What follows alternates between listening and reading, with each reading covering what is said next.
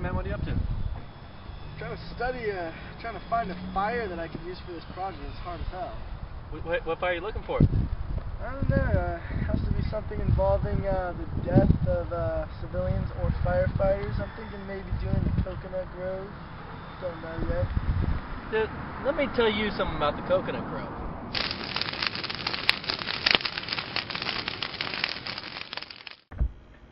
On the evening of November 28, 1942, a fire that started in the Melody Lounge swept through the Cocoanut Grove nightclub, killing more than 490 people.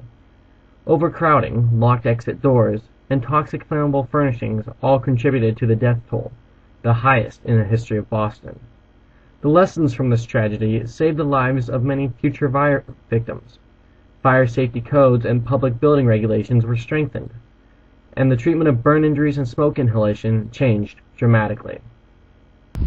The Coconut Grove was Boston's premier nightclub during the post-Prohibition 1930s and 40s. On November 28, 1942, occurred the scene of what remains the deadliest nightclub fire, killing 492 people, which in itself was 32 more than the building's authorized capacity, and injuring hundreds more. It was also the second worst single building fire in American history. Only the 1903 Iroquois Theater fire in Chicago had a higher death toll of 602. The enormity of the tragedy shocked the nation and briefly replaced the events of World War II in newspaper headlines. In both cases, most of those who lost their lives would have survived had the existing safety codes been enforced. The tragedy led to reform of codes and safety standards across the country. 13 days earlier, 6 firemen had been killed and 43 injured in the collapse of a building. Earlier that day, Boston College football fans had seen their sugar-bound bowl team, undefeated and ranked #1 in the nation, lose its place to their unranked rival of Holy Cross. Humiliated, the college canceled its victory party reservations at the nightclub. Had it been held, it surely would have resulted in the deaths of even more people. It has been estimated that on that Saturday, more than 1,000 people, the exact count will never be known, including those Thanksgiving weekend revelers, wartime servicemen and their sweethearts, football fans and others, were crammed into a space rated for a maximum of 460 people. Exterior Christmas lights were banned due to blackout regulations, but the club made up for this in its decor. The club had recently been expanded with the new Broadway Lounge, which opened onto the adjacent Broadway street. Decorated in a South Seas tropical style, the restaurant, bars, and lounges inside were outfitted with palm trees made of flammable paper, cloth draperies covering the ceiling, flammable furniture, and other flimsy decorations, some of which obscured exit signs. Official reports state that the fire started at about 10:15 p.m. in the dark, intimate Melody Lounge downstairs. A young pianist and singer, Goody Goodell, was performing on a revolving stage, surrounded by artificial palm trees. It was believed that a young man, possibly a soldier, had removed a light bulb in order to give himself privacy while kissing his date. Stanley Tomaszewski, a 16-year-old busboy, was instructed to put the light back in by retightening the bulb. As he attempted to tighten the light bulb back to its socket, the bulb fell out of his hand. In the dimly lit lounge, Tomaszewski, unable to see the socket, lit a match for a moment to illuminate the area, found the socket, blew out the match, and replaced the bulb. Almost immediately, patrons saw something ignite in the canopy of artificial palm fronds draped above the tables, although the official report doubts the connection between the match and the resulting fire. Despite waiters' attempts to douse the fire by throwing water on it, it quickly spread to the fronds of the palm tree, igniting nearby decorations on the walls and ceiling. Flames raced up the stairway to the main level, burning their hair patrons who were stumbling up the stairs.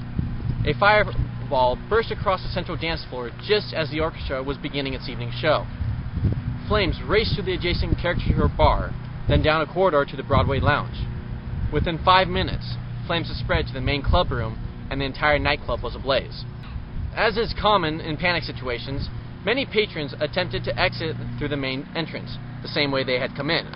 However, the building's main entrance was a single revolving door, immediately rendered useless as the panicked crowd scrambled for safety. Bodies piled up behind both sides of the revolving door, jamming it to the extent that firefighters had to dismantle it in order to get inside. Later, after fire laws had tightened, it became illegal to have just one revolving door as the main entrance without being flanked by outward opening doors with panic bars attached. As night deepened, the temperature dropped. Water on cobblestones turned to ice. Hoses froze to the ground. Newspaper trucks were appropriated as ambulances. From nearby bars, soldiers and sailors raced to assist. On the street, firefighters lugged out bodies and were treated for burned hands. Smoldering bodies, both living and dead, were hosed in icy water. Some victims had ingested fumes so hot that when they inhaled the cold air, as one firefighter put it, they dropped like stones. Other avenues of escape were similarly useless. Side doors had been bolted shut to prevent people from leaving without paying their bills.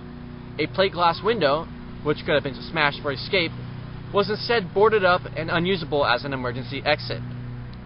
Other unlocked doors, like the ones in the Broadway lounge, opened inwards, rendering them useless against a crush of people trying to escape. Fire officials later testified that, had the doors swung outwards, at least 300 more lives could have been spared. Many young soldiers perished in the disaster, as well as a married couple whose wedding had taken place earlier that day. After the fire and during the cleanup of the building, the firefighters sent to complete the task found several bodies still sitting in their seats, with their drinks still in their hands, overcome so quickly by the fire and toxic smoke they didn't have time to move. A few blocks away from the Cocoanut Grove, firefighters were already extinguishing flames in an automobile when they spotted the smoke at the Cocoanut Grove. They were among the first to arrive at a fire that eventually involved 187 firefighters, 26 engine companies, 5 ladder companies, 3 rescue companies, and 1 water tower, in addition to all the appropriate vehicles that were used as additional ambulances. Busboy Stanley Tomaszewski, who survived the fire and later testified at the inquiry, was exonerated, as he was not responsible for the flammable decorations or the life safety code violations. However, he was still ostracized for much of his life because of what happened. In the year that followed the fire, Massachusetts and other states enacted laws for public establishments banning flammable decorations and inward swinging exit doors, requiring exit signs to be visible at all times, which means that the exit signs had to have independent sources of electricity and therefore be easily readable even in the thickest smoke, requiring that revolving doors used for egress must be either flanked by at least one normal outward swinging door or retrofitted to permit the individual doors to fold flat to permit free-flowing traffic in a panic situation. Preferably do both of those, and further requiring that no emergency exits be chained or bolted shut in such a way as to bar access to the doors during a panic or emergency situation. Commissions were established by several states that would levy heavy fines or even shut down establishments for infractions of any of these laws. These later became the basis for several federal fire laws and code restrictions placed on nightclubs, theaters, banks, public buildings, and restaurants across the nation. It also led to the formation of several national organizations dedicated to fire safety. Perhaps the largest exercise of these laws was in the 1990 fire at the Happy Land Social Club in New York, which killed 87 people, and had an additional revision of several laws placed after the Cocoanut Grove. During the 1990s, former Boston firefighter and researcher Charles Kenny discovered and concluded that the presence of a highly flammable gas propellant in the refrigeration systems, known as methyl chloride, greatly contributed to flashover and quick spread of the fire, as there was a shortage of Freon in the 1942 era due to the war effort. The plaque that is at the current location of the Cocoanut Grove reads, "In memory of the more than 490 people who died as a result of the Cocoanut Grove fire on November 28, 1942. As a result of this terrible tragedy, major changes were made in the fire codes and improvements in the treatment of burn victims, not only in Boston, but across the nation." It also reads, "Phoenix out of the ashes." Well, there you have it, man. That's all the information I know about the Cocoanut Grove. Hope it helps. Gee whiz, mister, that was great. Hot and so hot and so hot and